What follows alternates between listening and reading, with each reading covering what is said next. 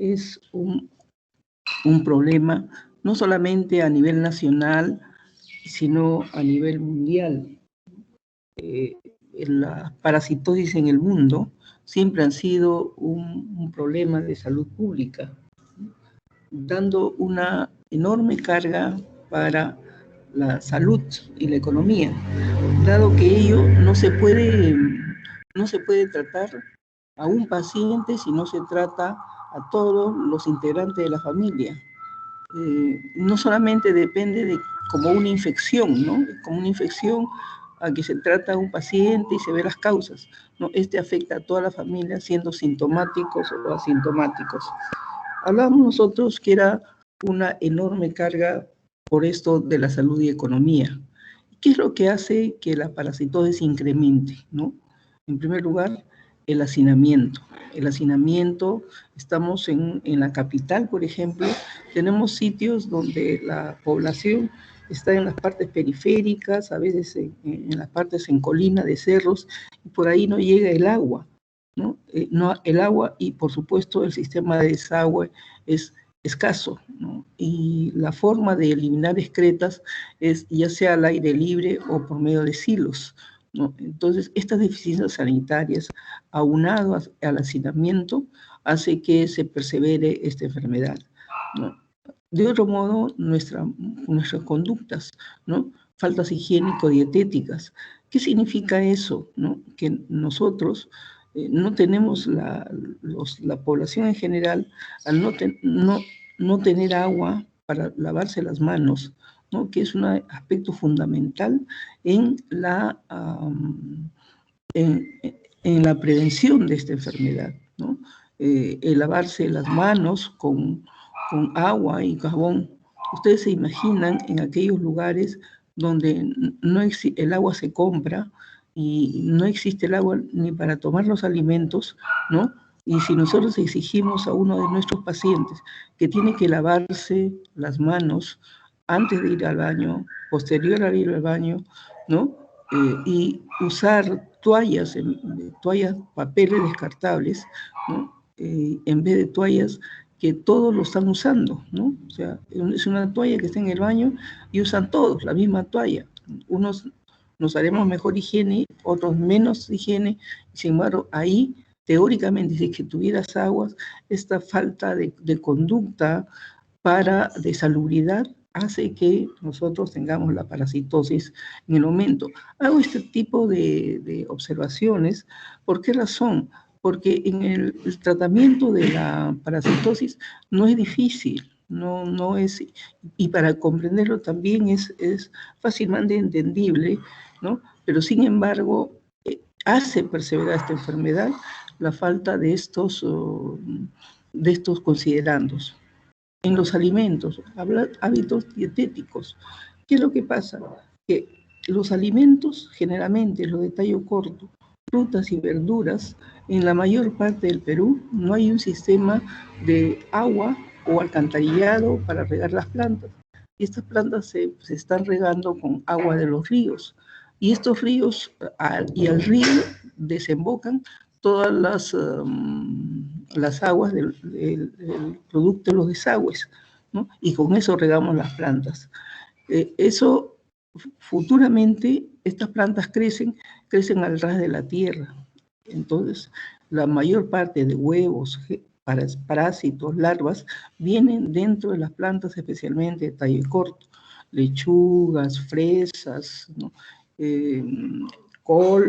Coliflor, todos estos elementos son de tallo muy corto y tienen la facilidad de poder cargar estos gérmenes, estos agentes patógenos.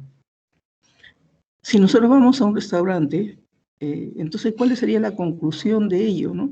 Para nuestros pacientes, indicarle que la verdura tiene que estar sumamente limpia, bien lavada, no solamente con agua que va corriendo, sino también con agua con yodo, ¿no? O cualquier otro desinfectante de los alimentos. Sin embargo, ello va a deteriorar la frescura de los vegetales. Si tú vas a un restaurante ves que las dietas, los alimentos están muy lavados, ¿no? Han perdido su frescura. Entonces, hay reclamo de los pacientes. Si lavas mucho, estos van a perder su frescura y los anía. Entonces, la gente no lava mucho los alimentos en los mejores restaurantes, en las mejores casas, y nuestra conducta es no tener un correcto consideración en relación a que estas verduras, estos elementos pueden tener gérmenes, pueden tener huevos de larvas, ¿no? De otro lado, el Estado no lleva una política en materia de salud pública. Vale decir que no hay preocupación por hacer desagües, canales, aguas, ¿no? Incluso en los grandes campos, ¿no? No hay un sistema adecuado para ello, ¿no? En ello también sería en salud pública los vectores parásitos, que son también, y los reservorios de infección. Ocurre, por ejemplo, con el paludismo durante mucho tiempo, ya creo que les hice el comentario en algún momento, ¿no? El paludismo fue una patología que hizo que muchos de nuestros pacientes murieran a causa de la perseverancia del Anófeles, ¿no? Plasmodium vivax, falciparum, malari, era unos casos clínicos en los cuales nuestros pacientes morían, y esos reservorios estaban en el zancudo, ¿no? Entonces el Estado en ese tiempo hizo una acción en conjunto con la comunidad, con los colegios, con los estamentos de salud, e hicieron una fumigación a nivel nacional, ¿no?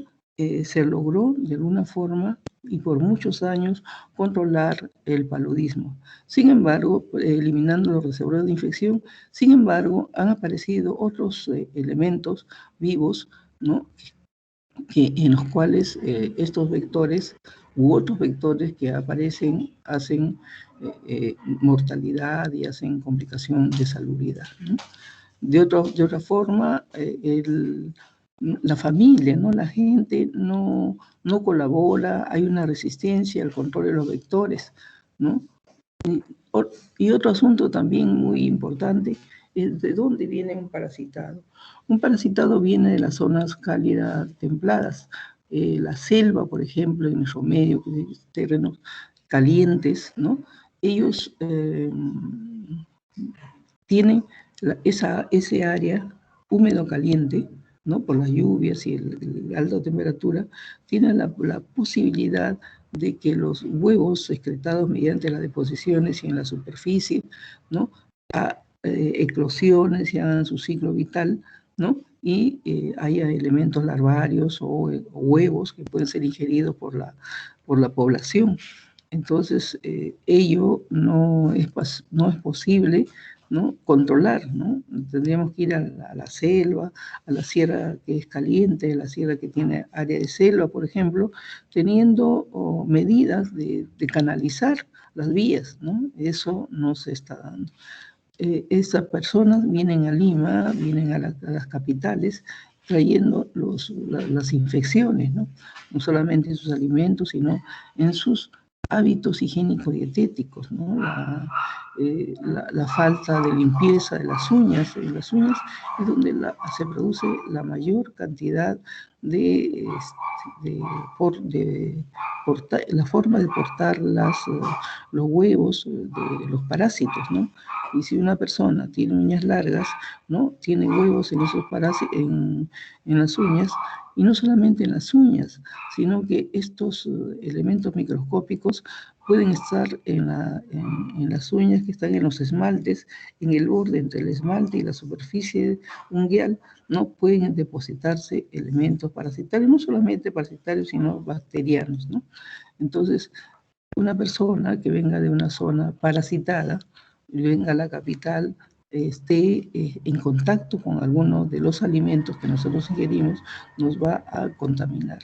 Esta mayor migración de las poblaciones, ¿no?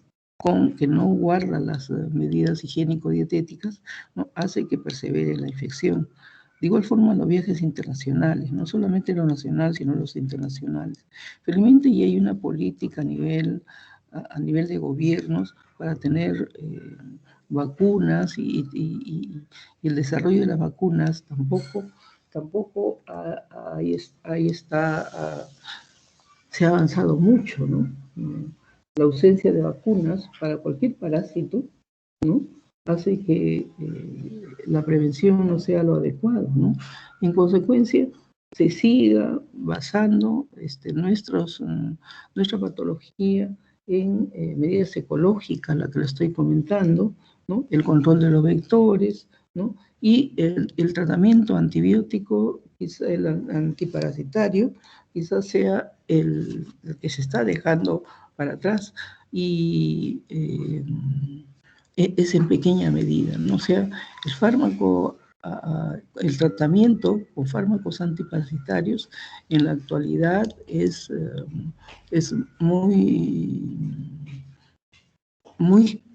importante, pero esto de todo el factor de prevención es un pequeño porcentaje, ¿no?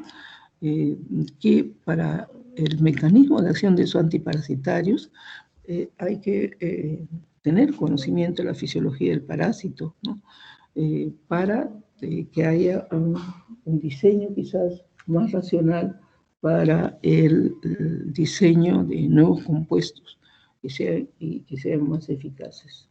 Generalmente en este diseño de los antiparasitarios, ¿no?, hay unas características que son generales al uso de los antiparasitarios, ¿no? Por ejemplo, la mayoría de ellos tienen el anillo benceno dentro de su fórmula química, de su estructura química, casi todos, ¿no?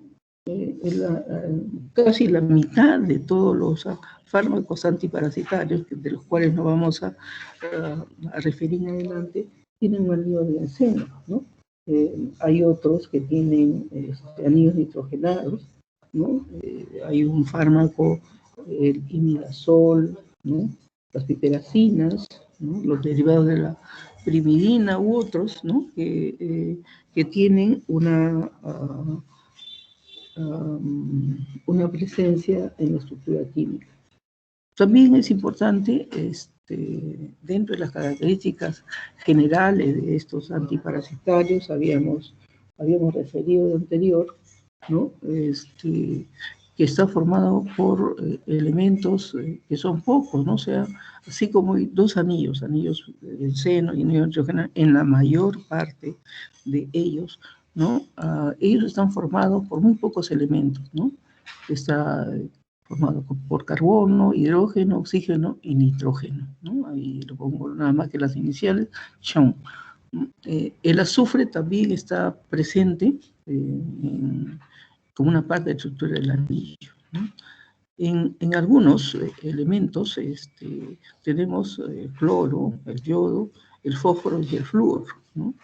Esto también, en algunos de ellos, por ejemplo, los derivados del arsénico y de los antimonios, ¿no?, en el tratamiento de la tripanosomiasis y de la leishmaniasis están presentes, ¿no?, los anillos que están presentes, y hay sustitutos en las cadenas de los anillos, ¿no? Y ¿quiénes grupos? Hay 4 o 5 grupos que son los que se van a introducir.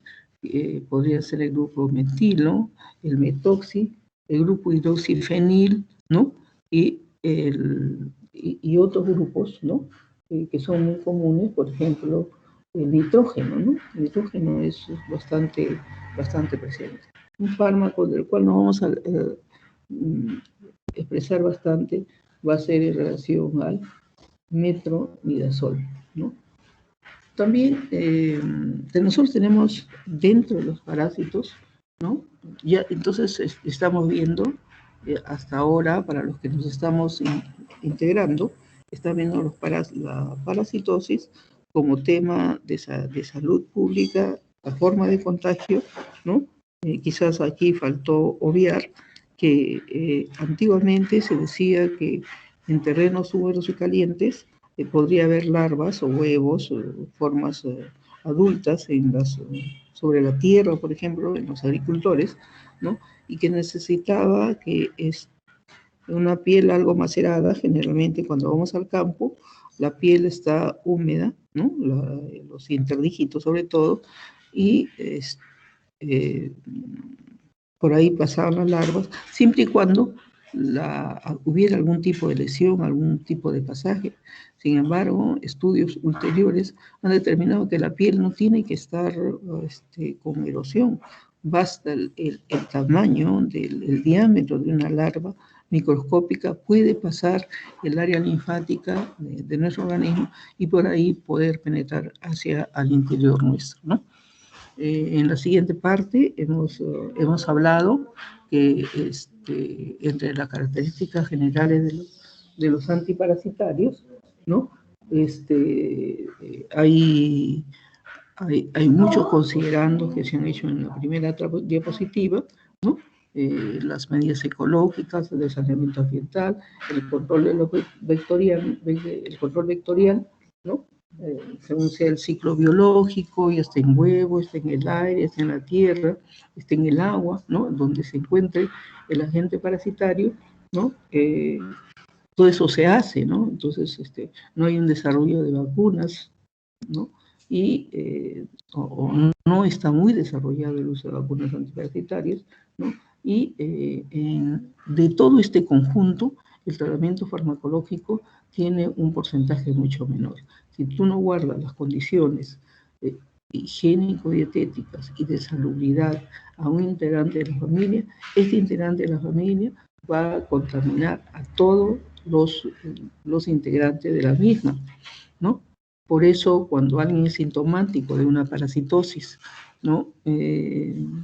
Este integrante puede ser incluso asintomático, ¿no? Alguien que no sube de peso, alguien que tiene prurito anal, ¿no? Alguien que tiene cuadros diarreicos, oscilando entre cuadros de estreñimiento.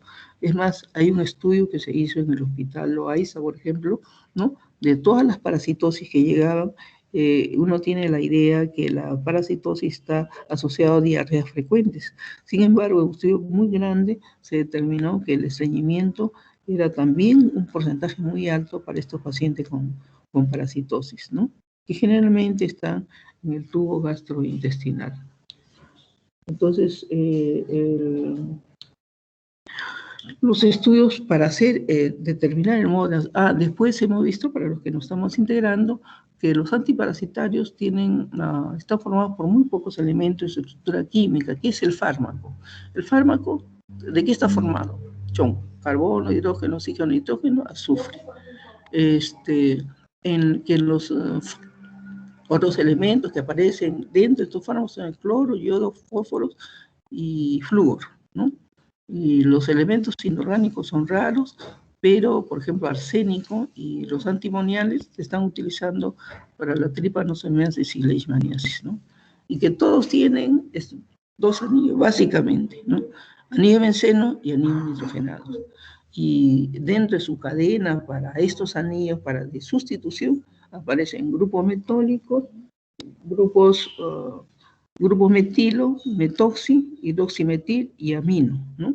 Y los grupos de nitrógeno son muy comunes también. Por ejemplo, decía a sus compañeros que el metronidazol era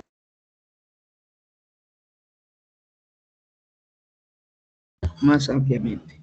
También dentro del mecanismo de acción de las parasitosis, ¿no? Ellos, vamos por la base ya. Los parásitos tienen los mismos elementos de los seres vivos, ¿no? Tienen membrana, función microtubular, función neuromuscular, tienen síntesis de ácidos nucleicos, síntesis de proteínas, síntesis de membrana, función microtubular, neuromuscular, ¿no? Todos los mecanismos de oxidación mecanismos de movimiento, se puede, a los helmintos especialmente, a los gusanos planos y redondos, ¿no?, que tienen movimientos, es porque tienen una unión neuromuscular importante y se puede bloquear estos movimientos del gusano, ¿no?, produciendo parálisis, trabajando a nivel de la unión neuromuscular del gusano, ¿no? Esto es importante. También trabajar a nivel de la oxidación, a nivel de la herencia. Se puede trabajar también del gusano a nivel de la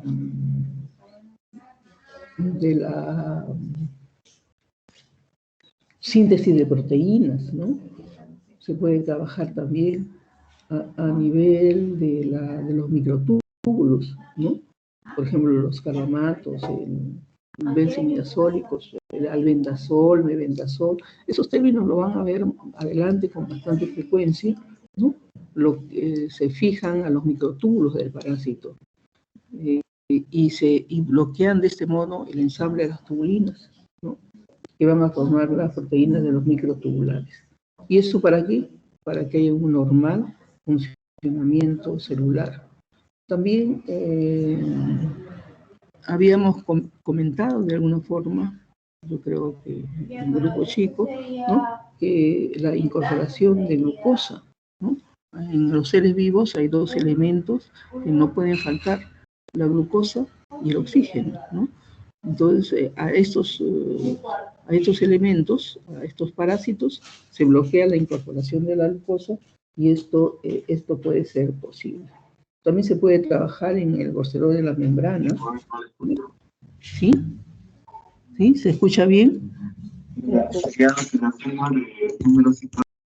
Sí, doctora, sí se escucha. ¿Se escucha bien? Ya. Sí. Si es que habría alguna dificultad, ¿no?, me va avisando. Delegada, si es que alguna dificultad me avisa para ver si tenemos, la buena comunicación, ¿no?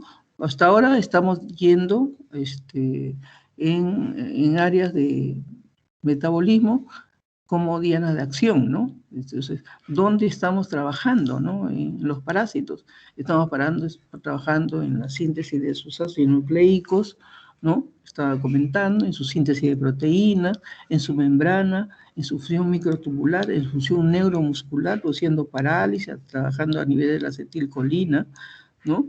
En el metabolismo biosintético, ¿no? En el metabolismo, básicamente, por ejemplo, hay unos que trabajan un poliénico, la fotericina, ¿no?, que se une al ergosterol de la membrana, ¿no?, que se llama la leishmania, ¿no?, y provoca orificios, huequitos.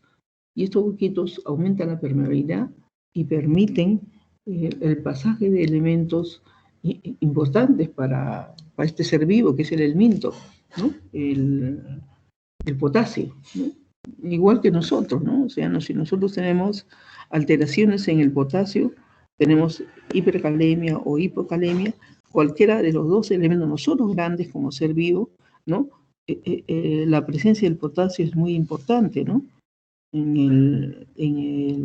junto en su acción por ejemplo, para el corazón, ¿no?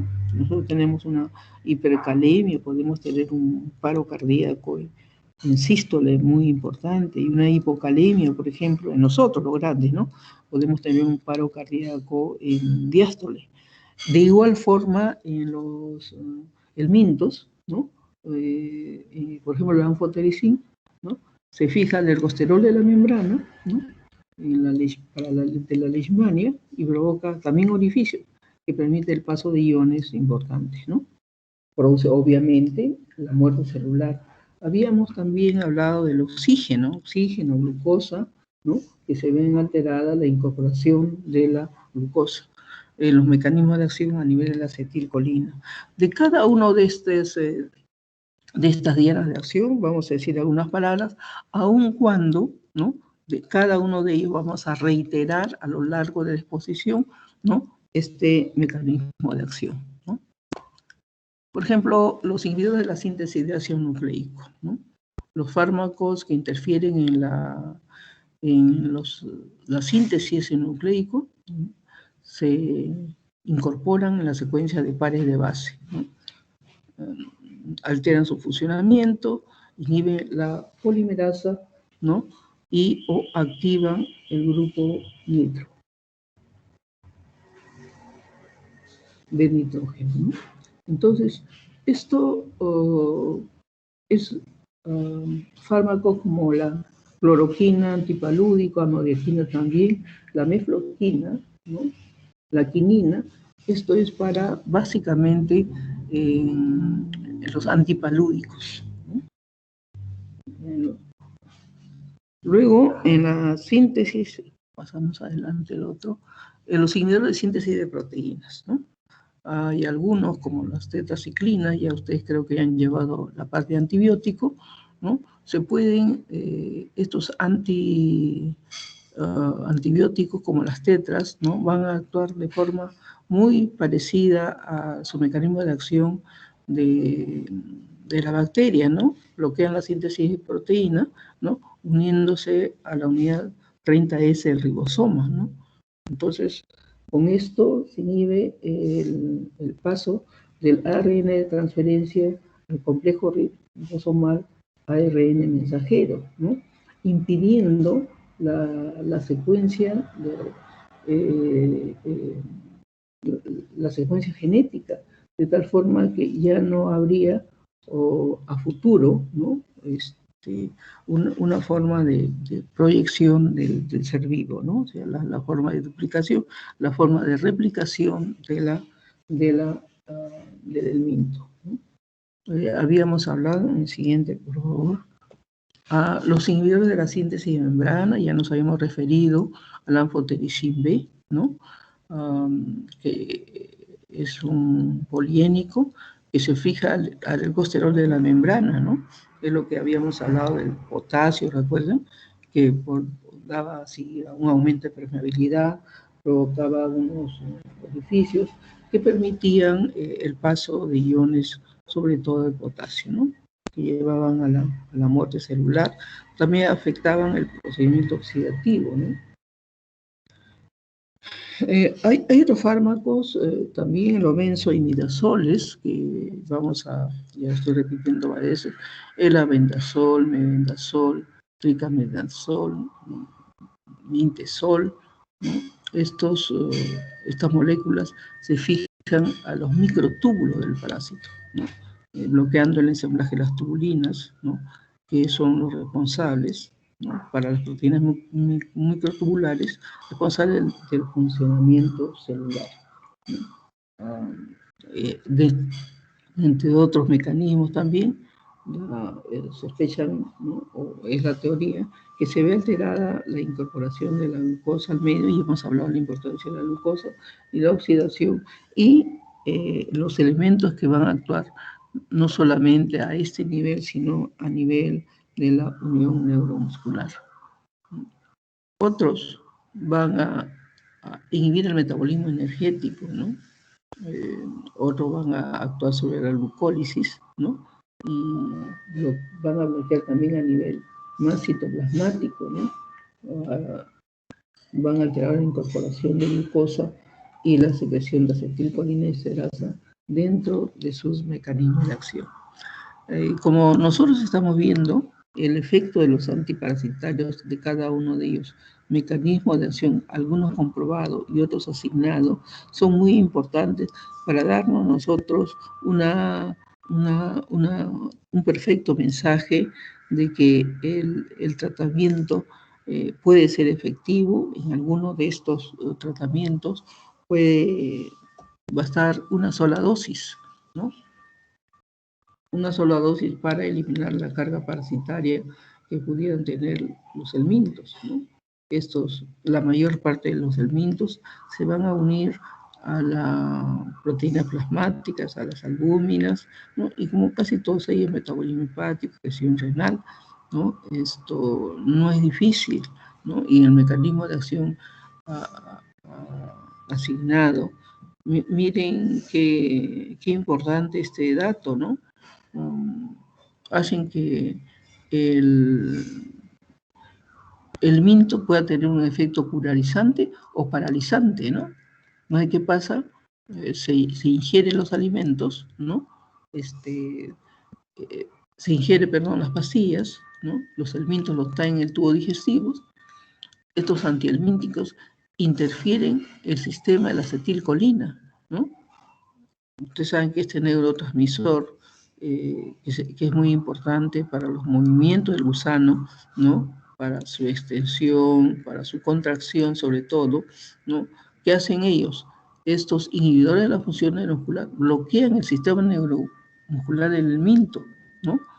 Y inhiben también, no solamente bloquean, sino inhiben la enzima acetilcolinesterasa, ¿no? La piperacina, por ejemplo, es un fármaco que puede tener ese efecto, y más tarde nos vamos a referir a ello. Sin embargo, acá tenemos la dietilcarbamazina, ¿no? La dietilcarbamazina, aparte de tener un efecto a nivel de la inhibición de la enzima colinesterasa del gusano, fue un fármaco que tuvo una especial efecto a nivel de la filariasis, ¿no? La filariasis, la microfilariasis, es una patología parasitaria que tiene una distribución universal, no solamente distribución, sino afectación en los órganos diana, en todos los órganos, ¿no? Porque es un parásito muy casi microscópico, es una filaria, ¿no? Que es muy difícil y está en la sangre, ¿no? No está como la mayor parte de los parásitos que utilizan el lumen, y pueden ser ubicados, el lumen intestinal, ¿no? Y pueden ser ubicados en el hígado, en el corazón, cerebro, músculos. Bueno, pueden tener múltiples o localizaciones aparte del tubo digestivo, pero va a la sangre y es muy difícil, diezmaba, hasta que se aprovechó del poder hemocaterético del vaso. Ustedes saben que el vaso, como órgano del sistema reticular endotelial, es como nuestro limpiador interno, ¿no? Capta todos los elementos que son deleterios, dañinos para el organismo. Pero ni siquiera el vaso lo podía reconocer por ser tan microscópicos y tan numerosos en su presencia. Entonces, la forma de poderlo determinar y que lo capte es produciendo, mediante métodos farmacológicos, la alteración de la superficie del minto.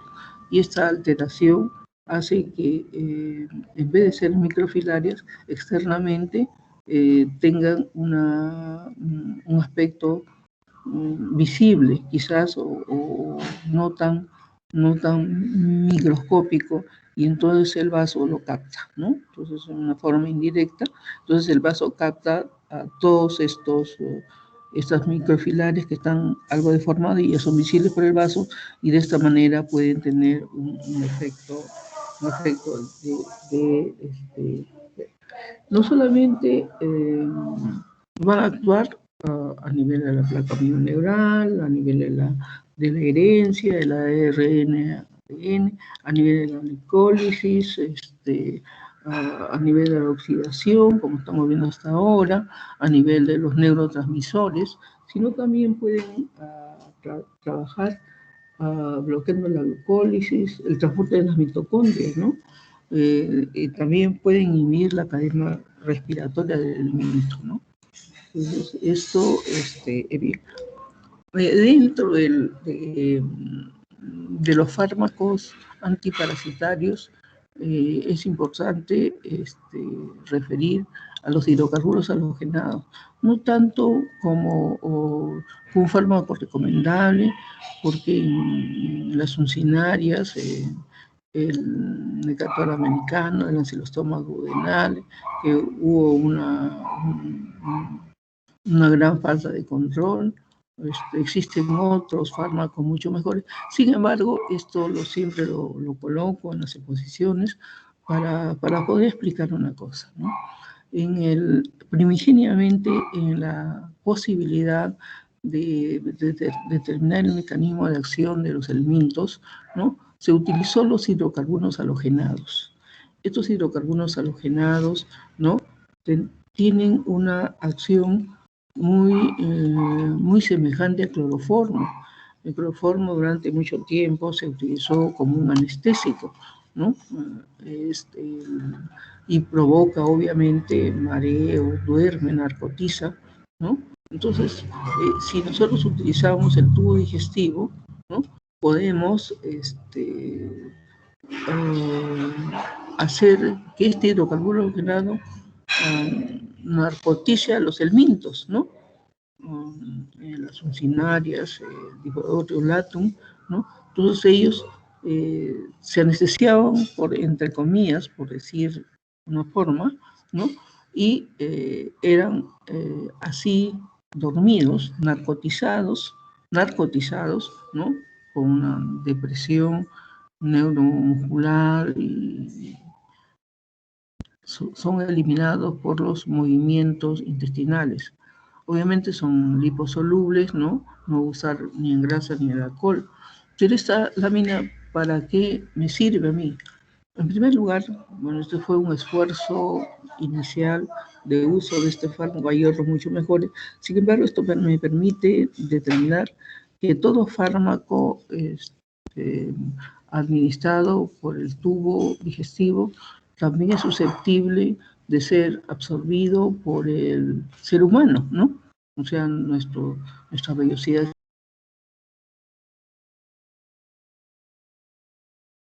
digestivo, que es tan grande, tan largo, ¿no?, podrían absorber estos medicamentos y tener este efecto farmacológico, ¿no? Entonces, llegamos a dos conclusiones. Primero, que siempre que alguien toma algún medicamento de los antiparasitarios, tiene que guardar las precauciones necesarias en tanto alimentación y en tanto actividad motora, ¿no? Imagínense en otro tiempo uno tenía pues un Ecaton americano, te tomabas un hidrocarburo halogenado, ¿no?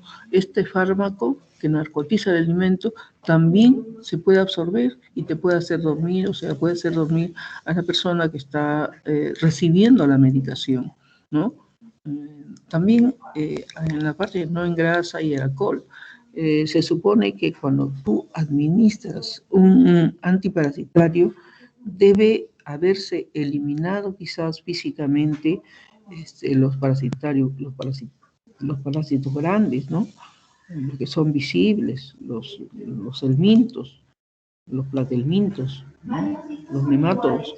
Estos pueden ser eliminados mediante algunos aconsejan un enema evacuante, una dieta adecuada, ¿no? O sea, si no es posible el enema porque son microscópicos o porque no hay la facilidad para poder aplicar, ¿no? Los alimentos tienen que ser no grasas, no alcohol, en la mayor parte de ellos, ¿no? Y deben ser alimentos en dieta, ¿no? O sea, no debe estar comiendo pues una dieta completa, ¿no? Por lo menos unos 2 días, ¿no?, de cuidados en la ingesta de alimentos, ¿no?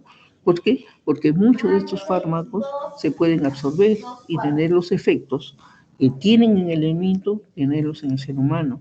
Por eso, dentro de las características, y lo vamos a ver más adelante, es que no se absorba. O sea, decía, que tenga una concentración elevada en el colon.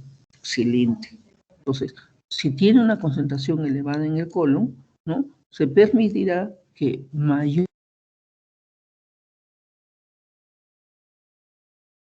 A veces los huevos, una hembra, puede tener como producción 200.000 o 300.000 huevos, ¿no? Entonces, imagínense estos huevos que van a tener su ciclo vital, ¿no? Tienen también otra característica, ¿no? Estos huevos de parásitos, ¿no?, ya sea los nemátodos, el ascaris, el fuchura, el enterobius orbicularis, el estrofiloides, el citostoma, el necato, la larva migrans cutánea, ¿no?, dentro de los nemátodos, Dentro de los dermátodos, el esquistosoma, la fasciola hepática, que da tantos problemas. Y los estos, la tenia saginata por los cerdos, la tenia solio, el Hymenopteris nana, ¿no? Son elementos que pueden estar dentro de nuestra población parasitaria. Le vamos a llamar población parasitaria, porque es muy difícil que exista un solo parásito. Existen diferentes familias de parásitos, especialmente en las zonas que son endémicas de parasitosis, ¿no? Si uno tiene la oportunidad de recibir a alguien de estas zonas cálidas calientes, sierra caliente, ¿no? Sierra con ceja de selva o selva pura, al llegar a nuestro ambiente tiene que estar desparasitado, ¿no? Y tener los cuidados para que el entorno familiar no se afecte. Quizás también acá tenemos la piperacina. Bueno, ya vamos a ver, esta lámina me sirve para ver qué parásitos tenemos, ¿no? Y la medicación antiparasitaria, hay algunos que son específicos para fasciola, pero hay otros fármacos que son polivalentes, que tienen, y lo vamos a ver así en este espectro parasitario, ¿no?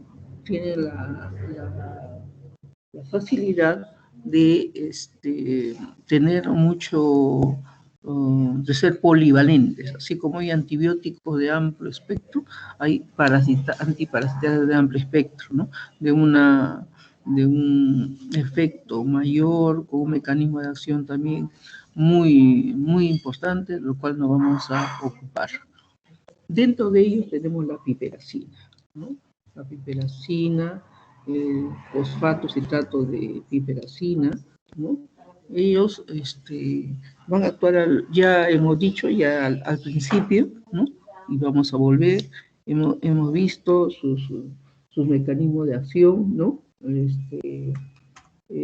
Dónde actúa, en el metabolismo energético, en los inhibidores de la función muscular, en la síntesis de proteínas, en los síntesis de ácidos nucleicos, ¿no? En la función microtubular, en la neuromuscular, ¿no?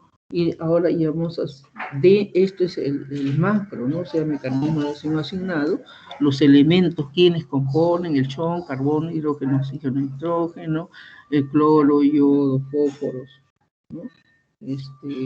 Que el anillo bencénico, que era un anillo que va a estar casi en la mitad de los fármacos, ¿no? Los anillos nitrogenados, los sustitutos, el grupo metilo, ¿no? Los órganos diana, ¿no? Ya estamos viendo, y ahora sí nos estamos dedicando a cada uno de ellos, ¿no? Entonces hoy es la piperacina. Aquí estamos viendo que la piperacina es un fármaco, aquí está tachado, ¿no? Está obtenido de una transferencia prestada, ¿no? El ascaris lumbrico es el Trichuras celenteroides moleculares, ¿no? Excelente para ellos. Y en estos fármacos, estos parásitos, ¿no? Tienen como efecto farmacológico actuar a nivel de la unión mioneural del gusano, ¿no? Ya hemos hablado de la etilcarbonancina en algún momento, ¿no? La acetilcolina tiene, las piperacinas actúan a nivel de la unión mioneural del gusano, ¿no? Acá, ¿no? Produciendo una parálisis, ¿no? Una parálisis del helminto. Entonces, cuando está paralizado el helminto, puede ser paralizado, puede ser eliminado por los movimientos intestinales. Tienes un helminto flácidamente paralizado, ¿no? Entonces, los movimientos intestinales lo van a eliminar, ¿no? Y es posible ver en las excretas gusanos que están, o helmintos, en el enterobius, el ascaris, ¿no? Están presentes, pero va a pasar el tiempo y comienzan a moverse, ¿no? Porque ya tiene la disminución del efecto farmacológico, ¿no? Estimulan los receptores GABA dentro de todos estos fármacos, ¿no? del fármaco, el minto, por ejemplo, con las piperacinas, es eliminado vivo, ¿no? Y solamente por los movimientos intestinales, ¿no? Acá tenemos una figura, ¿no? Donde tenemos el parásito, está vivo, eliminado, ¿no? Y paralizado por una parálisis flácida, ¿no? Eliminado por las deposiciones, por los movimientos intestinales, ¿no? De los protozoarios.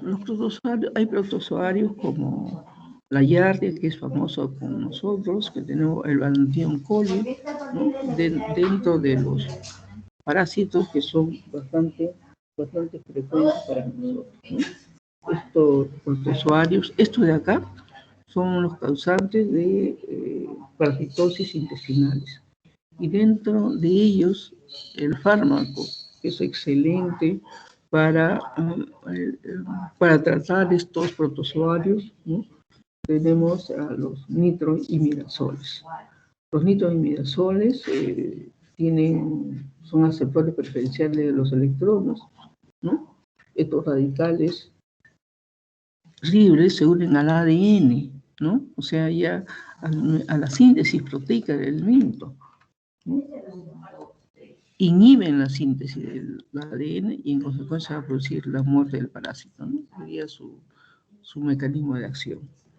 El metronidazol no solamente es efectivo contra los parásitos que hemos mencionado, ¿no? Contra la Yardia, contra la blastocisis, contra el balontidio, contra la entamoeba, sino también es, y acá lo he puesto resaltado y en negro, se utiliza para la sepsis, en que están elementos anaeróbicos que son muy difíciles de tratar, ¿no?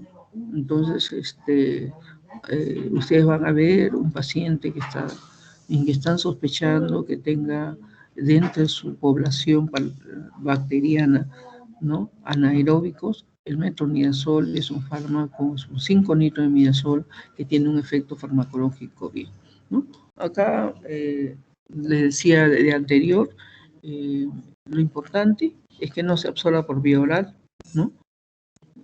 Un fármaco es mejor si es que no se absorbe, porque va a tener mayor posibilidad de tener efectos sobre yardiasis, por ejemplo. Y metronidazol que es un 5-nitroimidazol, ¿no?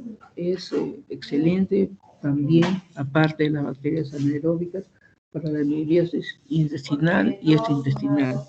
La amebiasis como es de conocimiento, y eso están muy jóvenes, pero había durante muchos años, yo soy persona mayor, ¿no? Pero aún recuerdo cuando las abuelitas decían, tiene disentería mediana, ¿no? Ustedes son jovencitos, pero encontrarán a las personas mayores que les dicen, alguien que tenía diarrea, ¿qué tiene disentería mediana, ¿no? La ameba era un elemento parasitario que diezmaba a las poblaciones. La gente de edades extremas de la vida, como niños o como adultos, ¿no? Muy adultos, hacía un cuadro de amibesis intestinal y morían por deshidratación y no había forma de tratarlos. Sin embargo, el descubrimiento y el adelanto en el conocimiento de los órganos diana, de los parásitos, ¿no? Donde se podía trabajar, ¿no?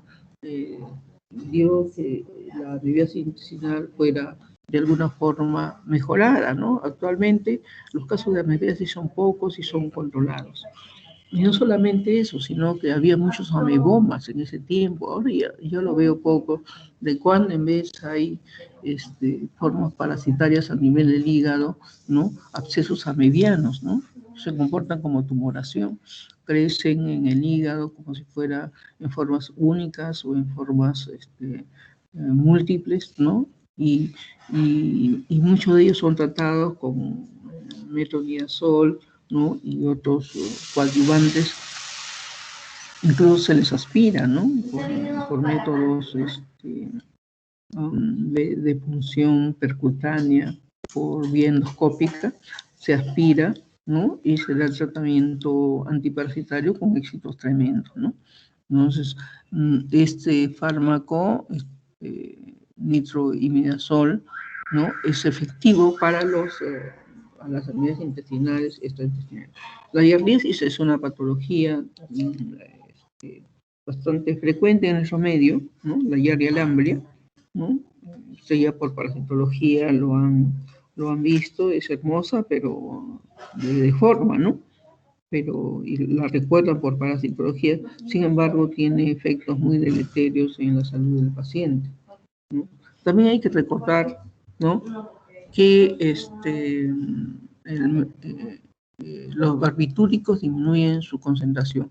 Estos en el efecto farmacológico también lo han visto, creo, de anterior. Hay algunos fármacos que no pueden ser utilizados con otros, ¿no? Por ejemplo, los barbitúricos disminuyen la concentración. La cimetina aumenta su concentración, ¿no? Aumenta la concentración de fenitoína, anticoagulantes orales y líquidos, ¿no?